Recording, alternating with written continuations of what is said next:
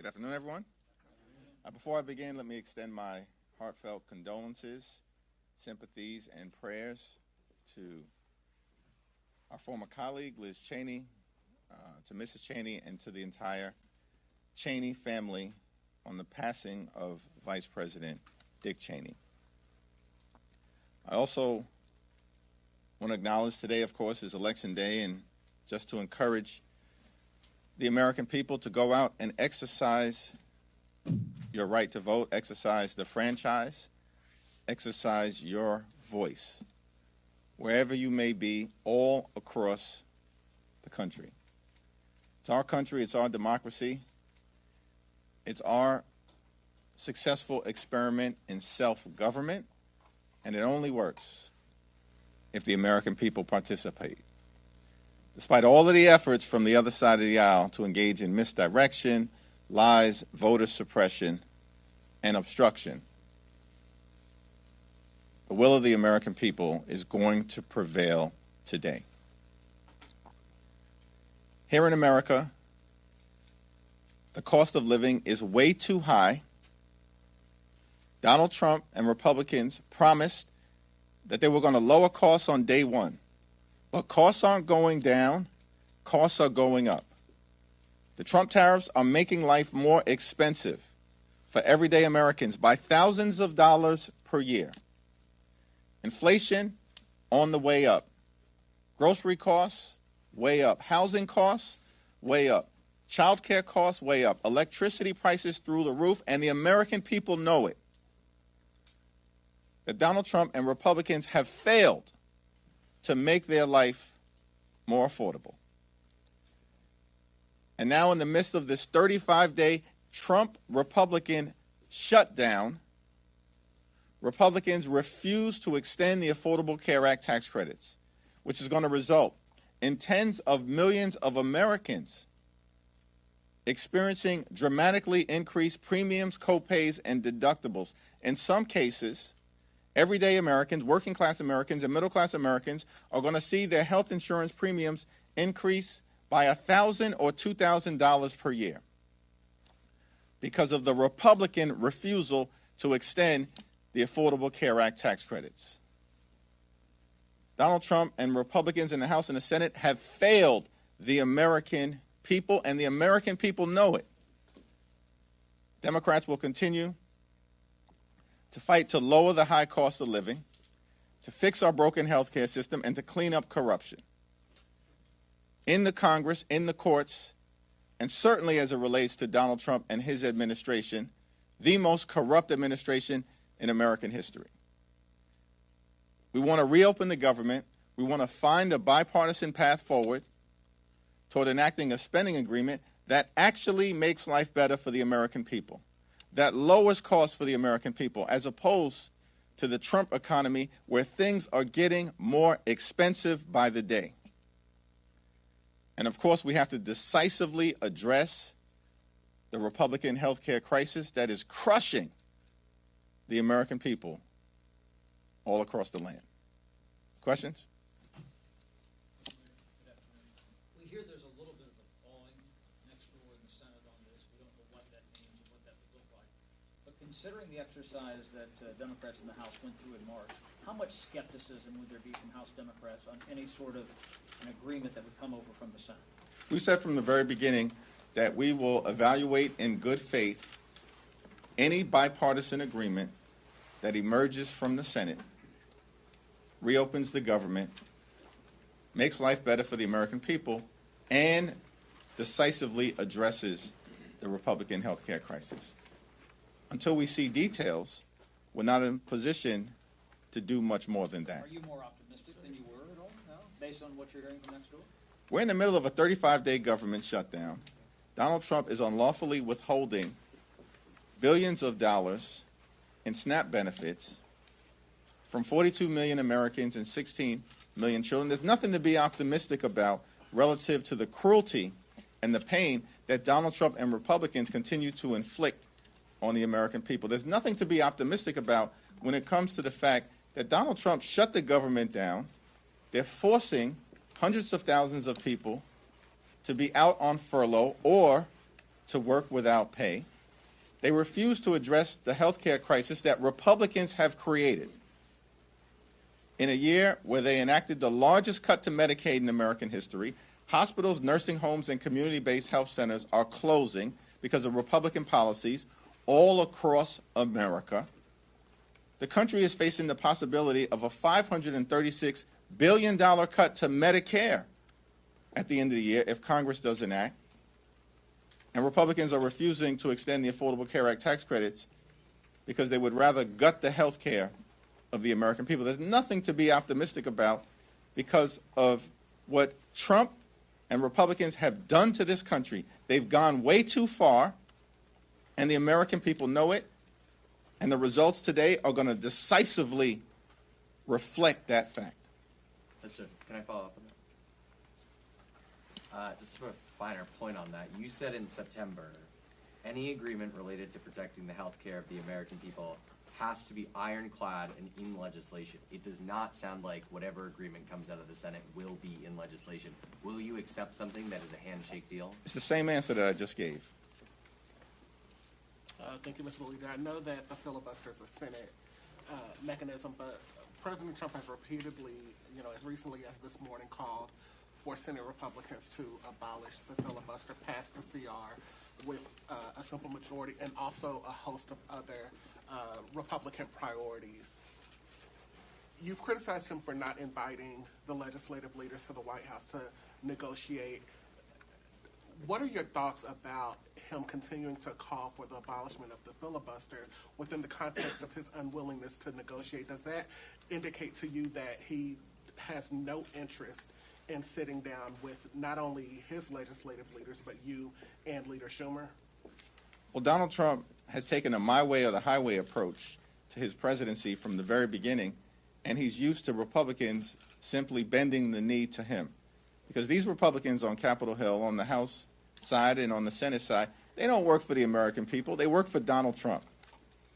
And so he's going to continue to make his position clear until they eventually cave, which is what they always do. Because Republicans in this Congress have been nothing more than a reckless rubber stamp for Donald Trump's extreme agenda. And Donald Trump keeps making the point that Republicans have shut the government down, and they're the only ones that have the power to open it up. Republicans who have complete control of the House, the Senate, and the presidency. Republicans who are the ones who passed the one big ugly bill without a single Democratic vote. We strongly oppose their one big ugly bill. They passed it on their own because they have complete control of government. And in that one big ugly bill, they enacted the largest cut to Medicaid in American history, ripping health insurance away from 14 million Americans. And at the same time, they cut $186 billion from SNAP. That's the largest cut to nutritional assistance in this country's history. They literally, in July, ripped food from the mouths of hungry children, seniors, and veterans. And all of this was done so that Republicans could provide massive tax breaks to their billionaire donors in their one big ugly bill. And they did it on their own, my way or the highway, in terms of jamming extreme Republican ideology down the throats of the American people. And so Donald Trump expects to see more of the same from the puppets that are Republicans in the House and the Senate. You said that Republicans always cave. Leader Thune said that the votes aren't there to abolish the filibuster. Are you saying that ultimately Donald Trump's request or demand will win out? If history is any indication, ultimately, compliant Republicans in the Senate are going to cave to the demands of their puppet master, Donald J. Trump. Thank you, Mr. Leader. Thanks. Thank you, Mr. Leader. This election cycle, Republicans have relied heavily on cultural issues, particularly trans issues. If they lose in Virginia and in New Jersey, what does that say to you about Republicans' reliance and dependence on communicating and messaging on trans issues against Democrats? At this point, it's not a question of if Republicans are going to lose I was in Virginia earlier today. I was in New Jersey over the weekend. I was in California a few weeks ago. They are going to lose because the American people know that Republican policies have failed them. And it starts with the economy, that Republicans promised to lower the high cost of living. But costs aren't going down in America. Costs are going up. The cost of living in this country is out of control. And Donald Trump has not done a damn thing to change it. And in the midst of this 35-day government shutdown, has spent multiple weekends on the golf course, holding let-them-eat-cake type of parties at his luxury resort in South Florida. Found $40 billion to bail out a right-wing wannabe dictator in Argentina, and yet Donald Trump can't find a dime to extend the Affordable Care Act tax credits or provide nutritional assistance to hungry children in America to ensure that they can put food on the table. The American people are smart. They see all of this happening in real time. And of course, what Republicans always do is try to distract the American people, as they've done in New Jersey and Virginia, and it will not be successful. It's over for these people. And we're going to see it today, and we're going to see it during the midterm elections next November. At this point, is a record-breaking shutdown a pattern of the Trump administration? It was a 35-day government shutdown during the first Trump administration. This is day 35 of the Trump-Republican shutdown. Donald Trump and the Republicans cannot govern. These people are deeply unqualified. And they spent all of last year lying to the American people that they were going to lower the high cost of living, while at the same time distancing themselves from Project 2025. But they've spent all of this year doing nothing to lower the high cost of living. In fact, costs are going up, not down, while they spend all of their time, Republicans spend all of their time implementing the extreme, toxic Project 2025 agenda, including, by the way, as part of Project 2025, ripping away nutritional benefits and SNAP from the American people. I think that's on page 300 or so of Project 2025. Shutting down the federal government, agency by agency by agency, part of Project 2025. Gutting the health care of the American people, as Republicans have done all throughout this year, part of Project 2025.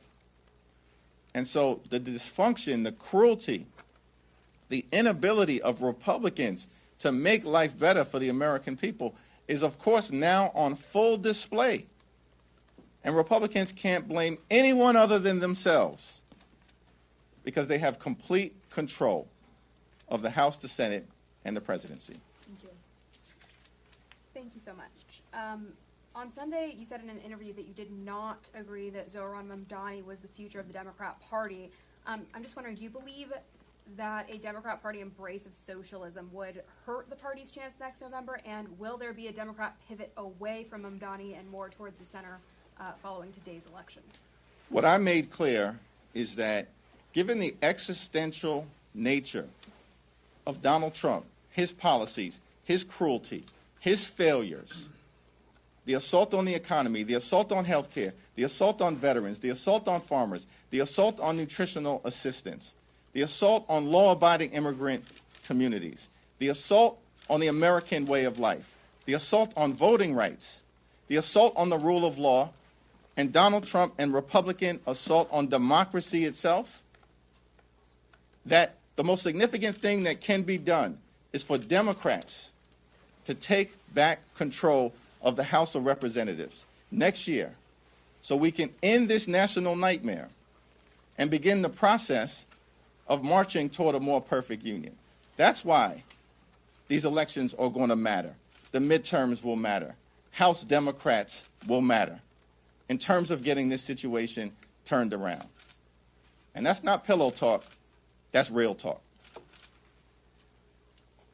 Yeah, Rep Swazi and Gottheimer are working on a bipartisan ACA plan with income caps, things like that. Is that something that you support or encourage at all?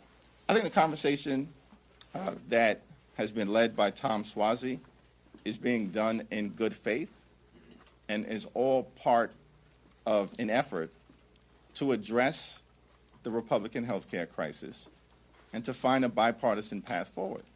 But at the end of the day, it's been my view from the very beginning that traditional House Republicans aren't serious about doing anything meaningful, and they never have been. And so while I'm convinced that Tom Swazi, of course, is a common sense leader, and hopefully the Republicans who are communicating with him will get serious this time. But what we have seen over and over and over again, this happened during the course of the One Big Ugly Bill, they made claims about positions that they were going to take, like never cutting Medicaid or protecting the clean energy tax credits or not ripping nutritional assistance away from children. And then when these so-called traditional conservatives, these swing seat Republicans, were ordered by their boss, Donald Trump, to bend the knee and vote for the One Big Ugly Bill, that's exactly what they did. And so I am hopeful that this time will be different. And Tom Swazi is a great leader and has articulated principles that are designed to try to find a bipartisan path forward in addressing the Republican health care crisis, particularly as it relates to extending the Affordable Care Act tax credits. But it seems to me more likely that if there's a bipartisan agreement to emerge, it will emerge from the Senate, not the House. Yes. Leader Jeffries, have the ICE agents who put hands on LaMonica McIver been identified to you? You would vow to have their names. They have not been identified to me yet. As part of the court case, it's our expectation that they will. Thank you. Thanks. I have a question about California's Proposition 50. I mean, it appears poised to pass pretty comfortably today, and as that momentum has been building the past few weeks, we've seen Democratic efforts in other states reemerge to redistrict, like in Virginia. Has the positive response in California to that effort influenced kind of the efforts of Democrats across the country to go back at, some of these? We've been clear from the very beginning. I said it months ago, that Democrats would not let Donald Trump and Republicans gerrymander the national congressional map as part of their effort to rig the midterm election. We said it months ago. And that California would be the beginning, but that there would be a decisive Democratic response throughout America, from coast to coast, and at all points in between. And now the American people can see that we absolutely are determined and committed to a continuing response that is decisive, that is immediate, that is forceful, and that is designed to ensure that there are free and fair elections in this country when it comes to deciding which party should control Congress in 2026. Democrats will not unilaterally disarm. Democrats recognize the moment that we're in, that the pushback will continue to be ongoing and forceful, and we will not allow Donald Trump and his Republican sycophants to undermine a free and fair national congressional map as part of his toxic effort to rig the midterm elections. If I said it, I meant it. So Next question. Thank you, Mr. Leader. Just back on ACA subsidies, do you believe that you would be able to keep your caucus together on a deal, a bipartisan deal from the Senate on ACA subsidies, if it does not include the permanent extensions that you originally advocated for? As I've indicated, we are going to evaluate whatever is presented from the Senate if it emerges in good faith and in a bipartisan way, as long as it addresses the Affordable Care Act tax credit issue in some way, shape, or form. We are in open enrollment right now. Tens of millions of Americans are about to experience their premiums, copays, and deductibles skyrocket. It requires action. And what is clear is that Republicans increasingly understand that. Marjorie Taylor Greene for weeks has made that clear.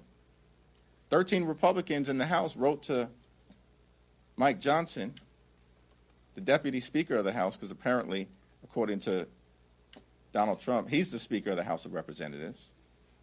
And they said that something needs to happen on the Affordable Care Act tax credits.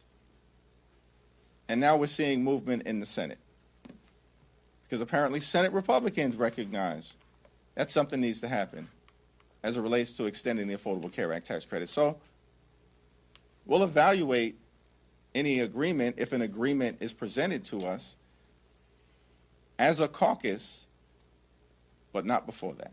Assuming that there is a bipartisan agreement in the Senate done in good faith, do you believe that House Speaker Mike Johnson would be able to deliver that on his end in good faith in the House? I think that depends on, whether Donald Trump orders him to do it or not. Thank you, Leader. So, Congressman Chuy Garcia appears to be retiring, and it also appears that he waited up until the filing deadline to make this decision, thus paving the way for his chief of staff to have an uncontested primary. This is being called a machine tactic by some people in your own party. Do you have an issue with how this was done? I haven't had a conversation to evaluate the process that was utilized or to talk to Representative Garcia, so I'm not going to comment on it until I talk to him directly. Thank you, Mr. Leader. Multiple of your Democratic colleagues have said that they gave their October paycheck to charity or they deferred it completely. And last time you were asked this, you said you would make a decision over last weekend. So I just want to ask you again, what did you decide to do with your paycheck from October? Did you not see that I answered that question, or are you just asking me to reiterate my answer? Because I did publicly make clear on Friday to my constituents and publicly that my paycheck has been withheld. Thank you very much, sir. Thanks, Mr. Leader. Secretary Duffy said today that this shutdown drags into next week. There's a possibility that the FAA could be closing parts of U.S. airspace because of a lack of controllers, and then just in the last hour or so, there's a ground stop at Reagan National because of a security threat. How could major aviation issues affect your calculus or anyone's calculus up here when it comes to the shutdown? Well, Duffy needs to start acting like a transportation secretary and stop trying to pretend to be a reality show TV star. Because at the end of the day, it's the Republicans who shut the government down. Donald Trump repeatedly has made that clear. They're the ones who have the power to reopen it. And as Democrats, we've said, this Trump-Republican shutdown is causing great harm and pain to the American people, and it does threaten aviation safety. But Donald Trump has spent more time over the last 35 days talking to Hamas and the Chinese Communist Party than he has talking to Democrats on Capitol Hill to reopen the government, Democrats on Capitol Hill who represent half the country. And we continue to be clear. We will sit down with our Republican colleagues anytime, any place, in order to reopen the government, protect the American people, find a bipartisan path forward, and decisively address the Republican health care crisis. Thank you, Mr. Leader. I just wanted to ask, when is the last time you spoke to Speaker Johnson about the current shutdown situation? And has the shutdown impacted your relationship with him at all? Do you still have that kind of forward-looking relationship that you've said you've had in the past? We had a brief conversation last week. Thank you, everyone.